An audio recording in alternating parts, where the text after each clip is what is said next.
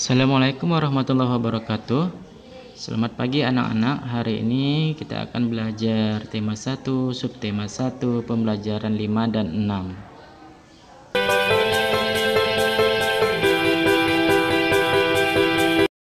Sebelum memulai pembelajaran, marilah kita berdoa.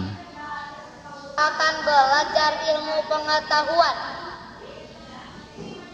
Rabbi zidni ilma warzuqni fahma.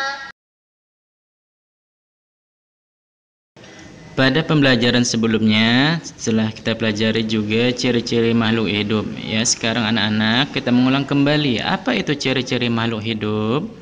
Ciri-ciri makhluk hidup yang pertama adalah makhluk hidup dapat bernapas. Yang kedua yaitu makhluk hidup dapat tumbuh dan berkembang. Yang ketiga, makhluk hidup dapat berkembang biak. Yang keempat yaitu makhluk hidup dapat bergerak.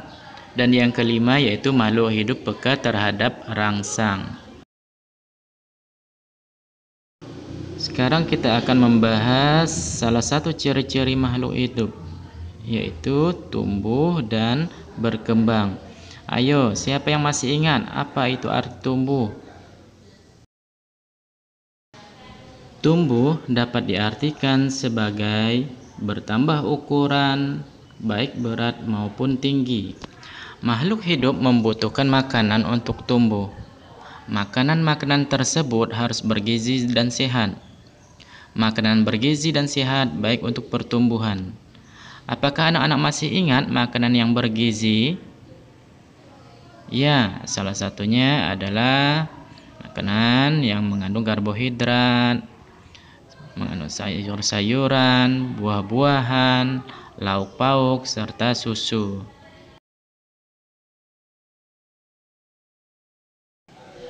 Coba anak-anak amati gambar berikut. Yang pertama adalah gambar Udin, Beni, dan Edo sedang bermain. Gambar yang kedua adalah setelah bermain, Beni mencuci tangan, tetapi Edo tidak mencuci tangan. Gambar ketiga adalah mereka makan bersama-sama. Gambar keempat, Edo jatuh sakit. Udin dan Beni menjenguknya. Dari gambar tersebut, apa yang dapat anak-anak simpulkan? Ayo, coba dipikirkan. Iya, ya. Sebelum kita makan, sebaiknya kita harus cuci tangan terlebih dahulu, apalagi setelah bermain, karena tangan yang kotor mengandung berbagai macam penyakit.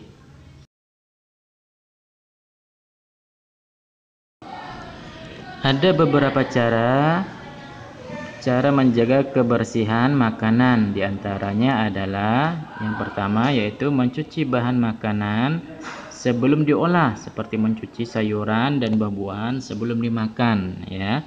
Yang kedua yaitu menggunakan alat-alat yang bersih untuk memasak, ya. Sebaiknya harus dicuci terlebih dahulu, baik itu piring, sendok, alat-alat masak lainnya, ya. Yang ketiga yaitu menjaga makanan dari debu dengan cara menutup makanan, ya. Dengan cara menutup makanan itu, maka debu ataupun binatang-binatang lain akan tidak bisa masuk atau memakan makanan yang ada.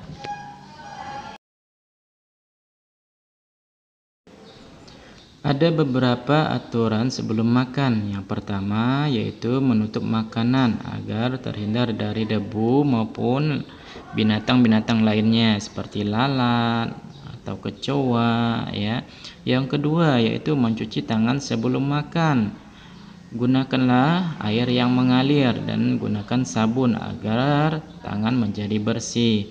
Yang ketiga, kita biasakan harus membaca doa terlebih dahulu, baik itu sebelum maupun sesudah makan. Apakah kamu berdoa sebelum dan sesudah makan, anak-anak? Kamu harus berdoa sebelum dan sesudah makan. Berdoa termasuk wujud syukur kepada Tuhan. Kita bersyukur karena Tuhan telah memberi makan. Tubuh kita pun menjadi tumbuh dengan sehat. Ayo anak-anak, siapa yang masih ingat? Berdoa termasuk pengamalan sila keberapa? Iya, berdoa termasuk perilaku sesuai sila pertama Pancasila. Bunyi sila pertama Pancasila adalah ketuhanan yang Maha Esa. Lambang sila pertama Pancasila adalah bintang. Diingat ya anak-anak. Susu sapi adalah salah satu contoh makanan yang sangat baik untuk kesehatan. Beberapa perusahaan memproduksi susu sapi dalam bentuk kemasan kotak siap saji agar mudah dikonsumsi. Berikut ini adalah jumlah susu kemasan kotak yang dapat dihasilkan oleh beberapa perusahaan. Coba anak-anak perhatikan pada tabel berikut. Di situ ada perusahaan dari perusahaan A, B, C, D, dan E. Mereka menghasilkan susu per bulannya, ya. Hasil dari susu tersebut berbeda-beda. Perusahaan A setiap bulannya yaitu 1.200 kotak. Perusahaan B ada 3.000 kotak. Perusahaan C menghasilkan per bulannya 4.800 kotak. Perusahaan D menghasilkan 3.250 kotak. Perusahaan E menghasilkan susu 2.200 kotak per bulannya. Manakah perusahaan yang paling banyak menghasilkan susu kotak setiap bulannya? Ayo coba amati tabel berikut. Iya, perusahaan yang paling banyak menghasilkan susu per bulannya adalah perusahaan C.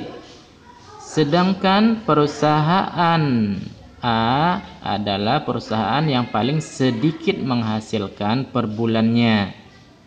Apakah anak-anak bisa memahaminya? Mudah-mudahan anak-anak dapat mengerti ya.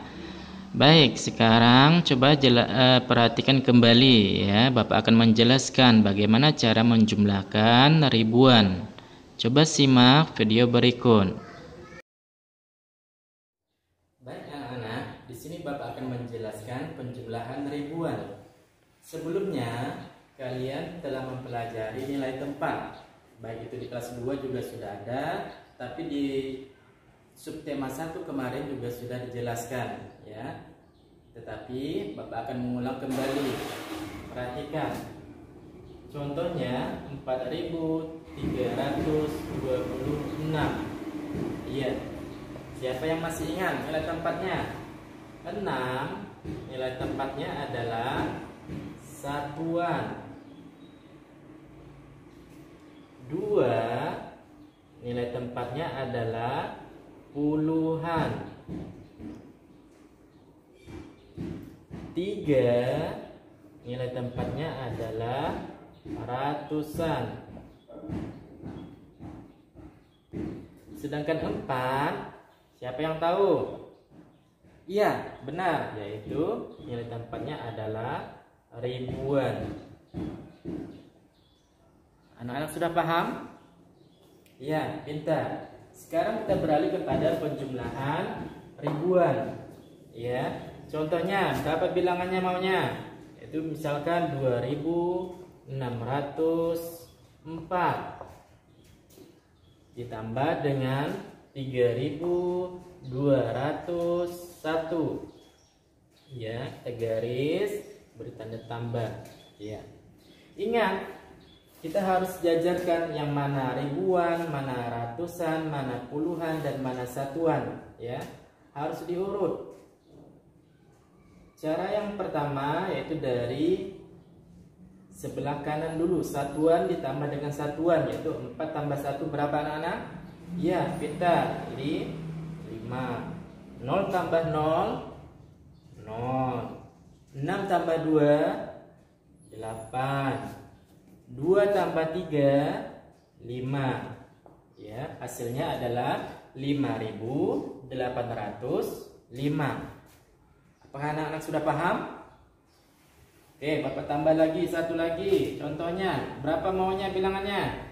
Misalkan 4.276 ditambah 2.112. Tambahkan lagi ya. Perhatikan anak-anak. Ya. Ingat, satuan dengan satuan ditambahkan, yaitu 6 ditambah 2 berapa?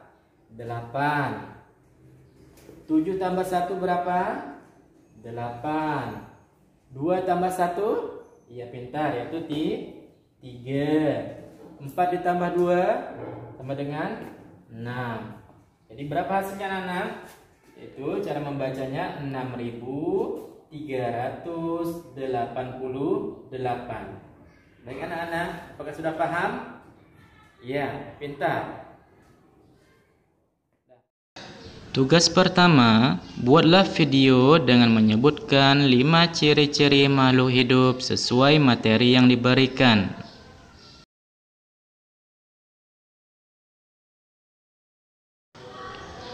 Tugas yang kedua yaitu amatilah tabel pada gambar. Soal yang pertama, manakah perusahaan yang menghasilkan susu kemasan kotak paling banyak setiap bulan? Soal kedua, manakah perusahaan yang menghasilkan susu kemasan kotak paling sedikit setiap bulan?